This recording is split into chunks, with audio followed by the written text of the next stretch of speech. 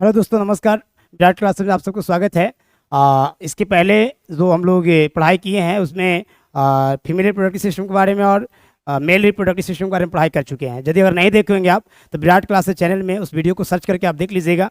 लेकिन बहुत सारे भाई बहनों का कमेंट था, बहुत सारे हमारे विद्यार्थियों का कमेंट था कि सर आप थोड़ा ये बताने की कोशिश कीजिएगा कि आखिर ये लड़कियों में पीरियड क्यों होता है, पीरियड के समय ब्लड क्यों आता है, पीरियड के समय सेक्स करने का मन ज़्यादा क्यों करता है, और पीरियड में अचार छूने से खराब क्यों हो जाता है। ऐसा बहुत सारी बात अफवाह फैले हुए समाज में कि आखिर पीरियड के समय यदि कोई महिला जो है या कोई गर्ल्स जो है यदि किसी अचार को छूती है तो आखिर खराब क्यों हो जाता है, और पीरियड के समय में मंदिर क्यों नहीं जाया जाता है, पीरियड के समय में पूजा क्यों नहीं किया जाता है। और एक और कमेंट था कि गर्भवती में पीरियड क्यों नहीं आता है। सुन लीजिए, इतने सारे कमेंट हैं हमारे साथीगण का, हमारे स्टूडेंटों का।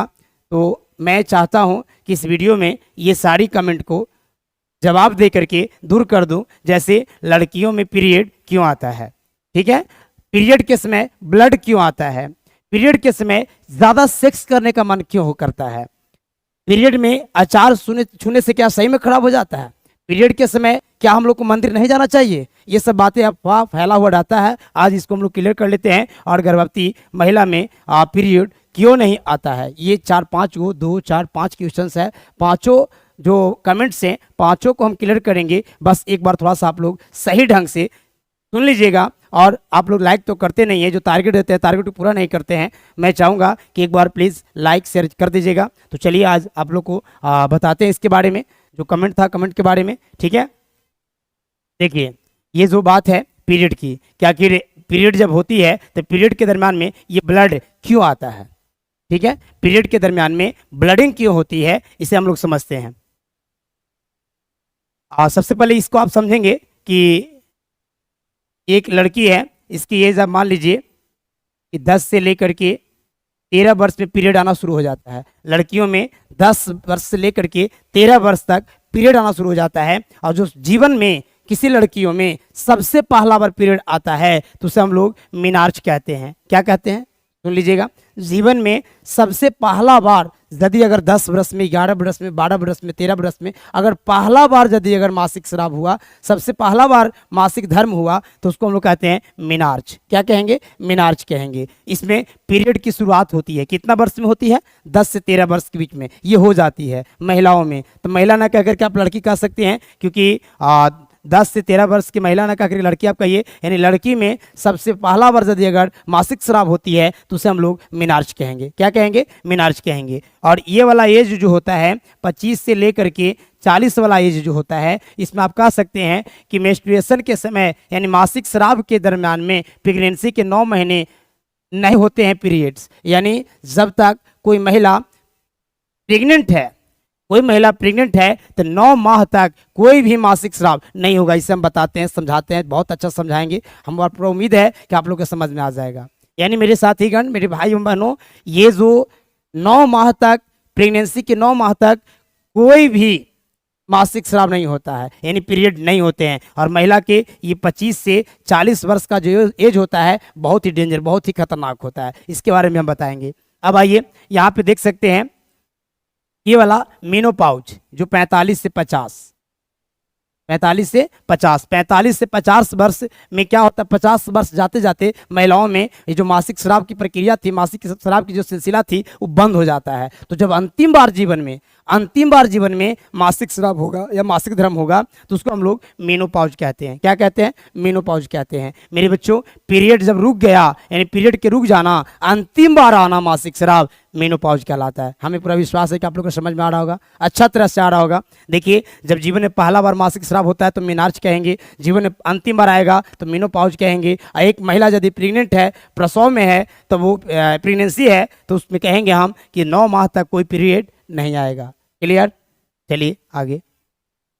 हाँ, अब इसको समझिए, बहुत ही इंपॉर्टेंट है, इसको देख करके समझेंगे मेरे साथीगण, मेरे भाई एवं बहनों। ये आज जो आपका जो प्रश्न उठा था कमेंट में, जो आप प्रश्न किए थे कि आखिर महिलाओं में पीरियड क्यों होता है, पीरियड के समय ब्लडिंग क्यों होती है, क्या जब कोई महिला प्रेग्नेंट होती है तो उस समय मतलब पीरियड क्यों नहीं होता है, इन तीनों क्वेश्चंस के जवाब हम इसी कड़ी में अभी ही जवाब देने वाले हैं। एक बार इसको आप गौर से देखिएगा। और ऐसे साथीगण मतलब बताना बड़ी ज़रूरी है, नहीं बताएंगे जैसे आप लोग को लग रहा होगा मन कि ये सब क्या सर बता रहे हैं, लेकिन बताना ज़रूरी है क्योंकि आप मेरे भाई एवं बहन हो और आप मेरे विद्यार्थीगण हैं। ये बताना बहुत ज़रूरी है क्योंकि इसके बारे में जानना सबको ज़रूरी होता है, क्योंकि अपना जीवन की बात है, अपने बॉडी की बात है। बहुत सारे हम लोग अफवाह को लेकर चलते हैं, हमारे पूर्वज से कुछ अफवाह आते रहते हैं जिसको लोग ढो करके चलते हैं, इसलिए ये हमें बताना बहुत ज़रूरी है। आप अपने कानों में हेडफोन लगा करके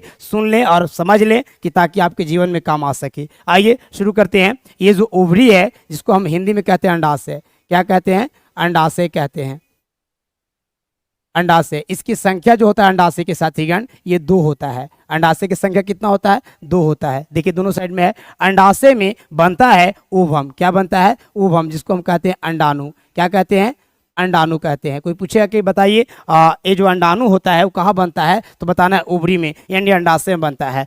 अब बताइएगा कि एक महिला में ये जो अंडाशय होता है 2 होते हैं, कितने होते हैं, 2 होते हैं। ये जो अंडाणु है यहाँ पे बनेगा और यहाँ बनने के बाद ये बाहर निकलता है यहाँ से, और बाहर निकल करके फैलोपियन नलिका में इस जगह पे आने का काम करता है, इस जगह पे आने का काम करता है। मेरे साथीगण यहाँ तब जाता है जब ये अंडाशय में अंडाणु परिपक्व होता है। अंडाणु के परिपक्व होने में यानी अंडाशय के अंतर्गत में अंडाणु को परिपक्व होने में जो टाइमिंग होती है, समय होती है, वो 14 दिन का होता है। कितना दिन का होता है, हमें पूरा विश्वास है कि आपको समझ में आ रहा होगा।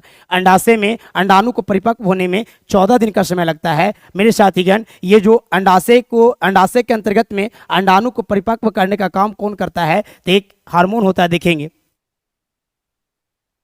यहाँ पे आपको दिख रहा होगा एक अंडाणु को अंडाणु के परिपक्व तब होगा जब FSH हार्मोन, जिसको हम कह सकते हैं फॉलिकल स्टिमुलेटिंग हार्मोन, FSH एक हार्मोन स्रावित होता है जिसकी वजह से अंडाणु परिपक्व होने लगते हैं। और जब अंडाणु परिपक्व हो जाएगा तो एक हार्मोन और रिलीज होता है, वो हार्मोन का नाम है LH हार्मोन। LH का पूरा नाम ल्यूटिनाइजिंग हार्मोन होता है, यानी अंडाणु को निकालने का काम करता है। जैसे ही अंडाशय में अंडाणु परिपक्व हो जाता है तो 14वां दिन ये हार्मोन रिलीज होगा, यानी LH हार्मोन रिलीज होगा। और LH क्या करता है कि यहाँ से ये अंडाणु को बाहर निकालने का काम करता है। और ये अंडाणु फीमरी के द्वारा, झालर के द्वारा पकड़ करके इस जगह पर यानी फैलोपियन ट्यूब में लेकर जाया जाता है। जैसे यहाँ जाया जाएगा तो ये अंडाणु जो होता है यहाँ 2 दिन तक, कितना दिन तक, 2 दिन तक इसका जीवन काल यहाँ होता है।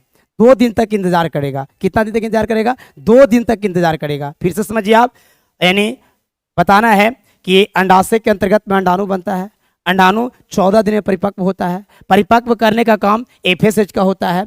अब जब परिपक्व हो जाता है तो यहाँ से रिलीज करने का काम LH का होता है। जैसे यहाँ से रिलीज होता है तो ये जाता है फैलोपियन ट्यूब में। फैलोपियन ट्यूब में कितने दिन तक जीवित रहता है, 2 दिन तक जीवित रहता है। मेरे साथीगण अगर 2 दिन के अंतर्गत में ये महिला या ये लड़की अगर कुंवारी है, शादी विवाह नहीं हुआ है, तो ये लड़की अगर मान लिया जाए ये 2 दिन के अंतर्गत में अगर कहीं मैथुन की क्रिया कर लेती है, संभोग कर लेती है, तो क्या होगा कि निषेचन क्रिया हो जाएगी। मेरे साथीगण जैसे यहाँ से स्पर्म जाएगा 2 दिन के अंदर में, 2 दिन के अंदर में स्पर्म जाएगा तब तो यहाँ निषेचन हो जाएगा। ठीक है, तो यदि अगर शादी विवाह अगर ये लड़की को हो चुका है तो निश्चित है कि ये अगर उसे टाइम पता होगी तब तो ये क्रिया कर सकता है और ये संभोग करने के बाद निषेचन हो सकता है। लेकिन यदि अगर मेरे साथीगण अगर ये लड़की की शादी नहीं हुई है और ये लड़की बिल्कुल निष्पक्ष है, ये कहीं भी इधर उधर मुंह नहीं मारती है, यानी ये लड़की कहीं भी एक दूसरे से मतलब कोई लड़का के संपर्क में नहीं है, सॉरी हम ये कहना नहीं चाहते थे लेकिन क्या करें थोड़ा सा हम बोल दिए कि यानी ये जो लड़की है जैसे कोई भी लड़की के बारे में बात करें जो कुमारी है, अगर लड़की एवं स्वच्छ है, निष्पक्ष है और ये कहीं भी यदि किसी लड़का के अटैच में नहीं है तब तो क्या होगा कि 2 दिन में मर जाएगा। 2 दिन में क्या होगा, मर जाएगा। लेकिन यदि अगर स्पर्म की बात करें, ये जो स्पर्म जिसको शुक्राणु कह रहे हैं, शुक्राणु बता रहे हैं, शुक्राणु मेरे भाईगण, ये शुक्राणु जो होता है ये लगभग 72 घंटा जीवित रहता है। कितना घंटा, अगर कोई स्त्री कोई पुरुष के संपर्क में आता है, यदि संभोग करता है, मैथुन क्रिया करता है, तो यहाँ से स्पर्म जाएगा तो स्पर्म भी दोनों साइड में जाता है, ये साइड में भी और ये साइड में भी। कितना घंटा जीवित रहता है, 72 घंटा जीवित रहेगा। अगर पहले ही स्पर्म चला गया है, ये 72 घंटा जीवित रहेगा स्पर्म। अगर 72 घंटा के अंतर्गत में इधर से अंडाणु चला गया तो निषेचन हो जाएगा, निषेचन हो जाएगा। या फिर पहले अंडाणु आ गया था, अंडाणु 2 दिन तक जीवित रहता है, 2 दिन के भीतर में स्पर्म चला जाएगा तो निषेचन हो जाएगा। आपको समझ में आ रहा होगा, है ना मेरे साथीगण। जैसे ही निषेचन होगा, जैसे ही निषेचन होगा तो आप कह सकते हैं कि ये निषेचन होने के बाद में जाइगोट बनता है। जाइगोट बनेगा और धीरे धीरे यहाँ से आकर के ये गर्भाशय की ओर आने लगता है। गर्भाशय में आएगा तो इसको हम कहेंगे भ्रूण। क्या कहेंगे? भ्रूण कहेंगे मेरे साथीगण, भ्रूण कहेंगे। जब तक कोई बच्चा माँ के गर्भ में होता है तो उसे हम लोग भ्रूण ही कहते हैं। क्या कहते हैं? भ्रूण ही कहते हैं। फिर से समझिएगा, निषेचन क्रिया अगर हो गया, यानी जैसे ही फैलोपियन ट्यूब में अंडाणु गया है, 2 दिन के अंतर्गत में ये महिला या लड़की संभोग की क्रिया कर लेती है तो निश्चित है कि निषेचन हो जाएगा। निषेचन के फलस्वरूप जाइगोट बनेगा और उसके बाद ये गर्भाशय में आएगा और गर्भाशय में ये भ्रूण जैसे ही आएगा तो आपको दिखाई दे रहा हो, देखिए एक लेयर, एक ये दूसरा, एक सबसे अंदर में देखिए ये वाला तीसरा दिखाई दे रहा है ना, ये लेयर आपको दिखाई दे रहा है। गर्भाशय के 3 लेयर होते हैं। कितने लेयर होते हैं? 3 लेयर। तो सबसे अंदर वाला जो बात कर रही है ना, ये वाला सबसे अंदर के जो रेड कलर के दिखाई दे रहा है, सबसे अंदर का जो है उसे हम लोग बोलेंगे इंडोमेट्रियम लेयर। क्या बोलेंगे? इंडोमेट्रियम लेयर कहेंगे। ठीक है, इंडोमेट्रियम लेयर कहेंगे। सबसे अंदर वाला जो रचना उसको क्या कहेंगे? इंडोमेट्रियम लेयर कहेंगे। और ये जो मध्य वाला है इसको बोलेंगे मायोमेट्रियम। क्या कहेंगे? मायोमेट्रियम कहेंगे। मध्य वाला क्या कहेंगे? मायोमेट्रियम कहेंगे। और सबसे बाहरी, इस सबसे बाहर में जो है ना, सबसे बाहर में इसको बोलेंगे पेरीमेट्रियम। यानी गर्भाशय के कितने लेयर होते हैं? 3 लेयर होते हैं। सबसे अंदर जो लाल वाला बना हुआ दिखाई दे रहा है इसे इंडोमेट्रियम कहेंगे। ये बीच में मोटा वाला भाग जो दिखाई दे रहा है इसे पेरीमेट्रियम कहेंगे, मायोमेट्रियम कहेंगे। मध्य वाला को मायोमेट्रियम कहेंगे। और सबसे बाहर में, सबसे जो बाहर में दिख रहा है इसे कहेंगे पेरीमेट्रियम।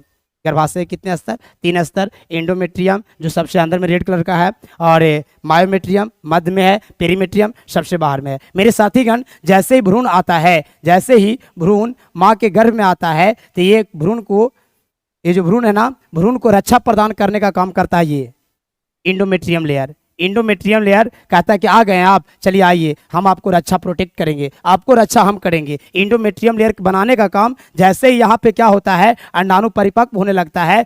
तो आप जानते हैं कि परिपक्व करने का काम एफएसएच का होता है। एफएसएच स्रावित होता है तो अंडाशय में अंडाणु बनता है। लेकिन मेरे बच्चों, जैसे वहाँ बनना शुरू हो जाता है तो इधर में कह सकते हैं आप, ये एक हार्मोन होता है जिसको आप कह सकते हैं प्रोजेस्टेरॉन। क्या कहते हैं? प्रोजेस्टेरॉन हार्मोन कहते हैं। क्या कहते हैं जी? प्रोजेस्टेरॉन हार्मोन कहते हैं। ये यदि अगर इसका काम हटाइए अभी, लेकिन इसको देखिए, एस्ट्रोजन, एस्ट्रोजन जो हार्मोन होता है, एस्ट्रोजन स्रावित होगा तो इसमें बनना शुरू हो जाता है। एस्ट्रोजन का काम है कि इंडोमेट्रियम लेयर को बनाना।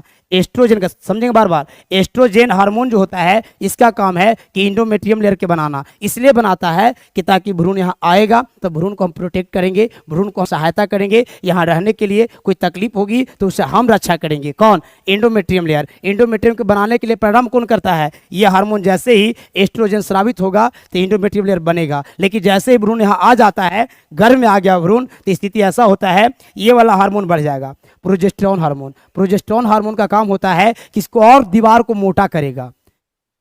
इंडोमेट्रियम लेयर का शुरुआत किया बनाने का कौन? एस्ट्रोजन। बनाने का काम कौन किया? एस्ट्रोजन। जब यहाँ पे परिपक्व होने लगा था अंडाशय में अंडाणु जब परिपक्व होने लगा तब इसका काम हुआ एस्ट्रोजन का कि तुम भी इंडोमेट्रियम लेयर बनाने के लिए शुरू कर दो। जैसे शुरू कर दिया, अब यहाँ भ्रूण आ गया, तब यहाँ पे प्रोजेस्टेरॉन हार्मोन का स्राव बढ़ जाएगा। और प्रोजेस्टेरॉन हार्मोन जो होता है मेरे साथीगण, ये दीवार को और मोटा कर देगा कि ताकि जो भी यहाँ भ्रूण आएगा उसको देख रेख बहुत अच्छा से करे, उसको प्रोटेक्ट बहुत अच्छा से करेगा। आपको यहाँ तक समझ में आ रहा होगा। अब देखिए, अब कहिए कि सर पीरियड की में आप कैसे बता रहे थे कि यदि पीरियड रहेगा तो पीरियड के दरमियान में किस प्रकार से आखिर रक्त क्यों बाहर होता है? तो देखिए मेरे साथीगण, अगर ये लड़की कहीं इधर उधर नहीं जाती है और ये एक लड़की है, जैसे यहाँ अंडाणु आया था तो 2 दिन तक जीवित रहेगा। अगर ये संभोग नहीं करती है तो ये क्या हो जाएगा? यहाँ नष्ट हो जाएगा। क्या हो जाएगा? नष्ट हो जाएगा। आप जान रहे थे कि यहाँ जब बन रहा था, अंडाणु परिपक्व हो रहा था, तो ये एस्ट्रोजन हार्मोन स्रावित हुआ था, जिसके वजह से यहाँ इंडोमेट्रियम लेयर बन गए थे। कौन बन गए थे? इंडोमेट्रियम लेयर बन गए थे। ये काला बना था कि जब यहाँ अंडाणु परिपक्व हो रहा है तो निश्चित है कि निषेचन होगा और मेरे के यहाँ आएगा, हम उसे प्रोटेक्ट करेंगे। लेकिन अब यहाँ क्या हुआ? ये मर गया, क्योंकि निषेचन तो हुआ नहीं। तो क्या इंडोमेट्रियम लेयर का काम है? इंडोमेट्रियम लेयर का काम है? नहीं है, इसका कोई काम नहीं है। अब क्या होगा मेरे साथीगण? जैसे ही ये यहाँ यदि भ्रूण नहीं आया तो क्या ये स्रावित होगा? प्रोजेस्टेरोन हार्मोन स्रावित नहीं होगा। अब प्रोजेस्टेरोन हार्मोन स्रावित नहीं होगा तो धीरे धीरे ये गलना शुरू हो जाएगा, ये गलना शुरू हो जाएगा। एंडोमेट्रियम लेयर जो है वो गल जाएगा, एंडोमेट्रियम लेयर टूट जाएगा और टूट करके मृत अंडाणु एंडोमेट्रियम लेयर ब्लड के रूप में, ब्लडिंग के रूप में, खून के रूप में ये योनि के रास्ते बाहर निकलने लगते हैं। किसके रास्ते? योनि के रास्ते। बात समझ में आया कि मासिक स्राव में ब्लड क्यों निकलता है? आप देख रहे हैं कि अंडाणु मृत हो गया, यहाँ पे निषेचन नहीं हो पाया था। अब यहाँ देख रहे हैं कि इंडोमेट्रियम लेयर जो है इसका कोई काम नहीं रह गया, क्योंकि तब इसका काम रहता जब अंडाणु निषेचित होता। अंडाणु जब निषेचित नहीं हो पाया मेरे साथीगण, तो ये क्या हो गया? नष्ट हो गया। तो नष्ट हो गया तो ब्लड के रूप में बाहर निकल गए, ब्लड के रूप में बाहर निकल गए। आप देख लिए कि ब्लडिंग क्यों होती है। अब ये देखना है, अब ये देखना है कि इसके बाद में क्या स्थिति है कि क्या पीरियड में प्रसव जब हो जाती है, प्रेगनेंसी हो जाती है, प्रसव नहीं प्रेगनेंसी कहिए, प्रेगनेंसी जब हो जाती है तो मासिक स्राव क्यों नहीं होता है? तो मेरे साथीगण देखिए, अगर जैसे ही यहाँ भ्रूण बन जाएगा, निषेचन क्रिया हो जाएगी, भ्रूण बन जाएगा, तो जब भ्रूण बन जाएगा तब पुनः जैसे भ्रूण बनेगा तो ये वाला प्रोजेस्टेरोन बढ़ल रहेगा। प्रोजेस्टेरोन हार्मोन इतना स्रावित होगा, इतना स्रावित होगा कि ताकि ये दीवार और मोटा रहे और एकरा में भ्रूण का विकास होते रहे। और जब ये बढ़ता है ना, जब ये बढ़ता है ना, तो ये हार्मोन कम जाता है, एफएसएच। और जब ये हार्मोन कम जाएगा तो क्या यहाँ फिर से परिपक्व हो पाएगा? यहाँ फिर से परिपक्व हो पाएगा? नहीं। जब अंडाणु परिपक्व नहीं होगा तो यहाँ से निकल नहीं पाएगा, और जब ये निकलेगा नहीं तो मासिक स्राव हो पाएगा? नहीं हो पाएगा।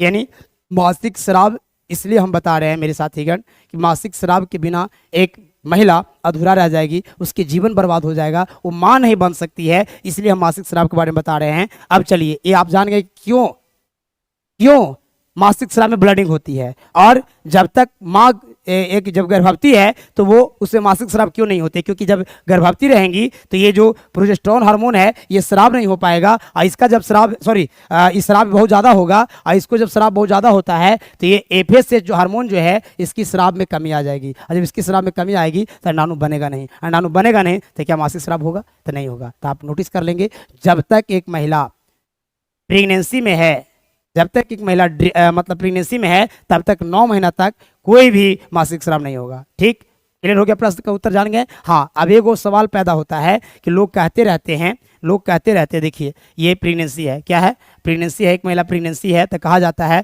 कि प्रेगनेंसी के दरमियान में ये जो अचार है, ये अचार है नहीं खाना चाहिए, या फिर अचार को नहीं हाथ लगाना चाहिए। कब? जब ये मासिक स्राव में है तब।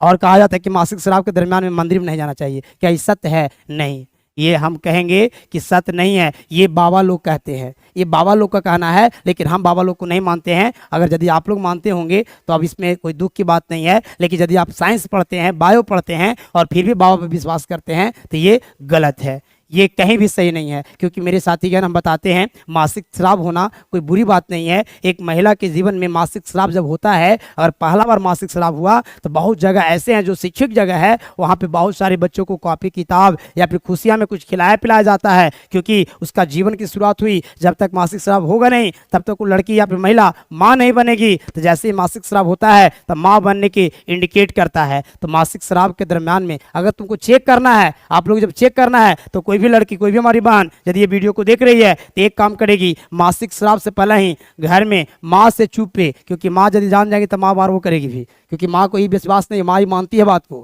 कि यदि पीरियड में है, पीरियड में कोई लड़की है और जैसे ही अगर वो अचार को हाथ लगाएगी तो पूरा अचार खराब हो जाएगा। तो उनको प्रूव करने से पहले आपको क्या करना, चेक कर लेना है। आप क्या करोगी, बुआम से निकाल लोगी कुछ अचार एक दूसरे डब्बा में, 2-4-5 को निकाल लेगी, ठीक है, मासिक स्राव से पहले निकाल लेगी। और जैसे ही पीरियड होगा तो पीरियड के दरमियान में आप जा करके ये अचार जो है ये अपने डब्बा में से एगो निकालोगी, ठीक है, और ढक्कन बढ़िया से बंद कर दोगी, नहीं तो वायु प्रवेश करेगा तो ऐसे भी ढक्कन नहीं लगेगा तो खराब हो जाता है, कहो कि पीरियड की वजह से खराब हो गया। हम क्या बोल रहे हैं, मासिक स्राव होने से पहले ही घर में बुआम में से 2-4-5 अचार निकाल लेना और निकाल करके एक दूसरे डब्बा में रख लेना। और जैसे ही मासिक स्राव होता है तो मासिक स्राव होने के बाद तुम्हें जा करके उस डब्बा में से जिसमें तुम निकाल कर रखी थी उस डब्बा में से तुमको एक अचार निकालना है और खा करके देखना है, और उसके बाद ढक्कन बढ़िया से बंद कर दोगे और देखो क्या खराब हो गया, खराब नहीं होगा। 100% बोल रहे हैं। ये बाबा गलत धारणा देते हैं, ठीक है। और कहते हैं कि मंदिर में नहीं जाना है, ये सब गलत बात है, अफवाह है। हम इस बात को नहीं मानते हैं।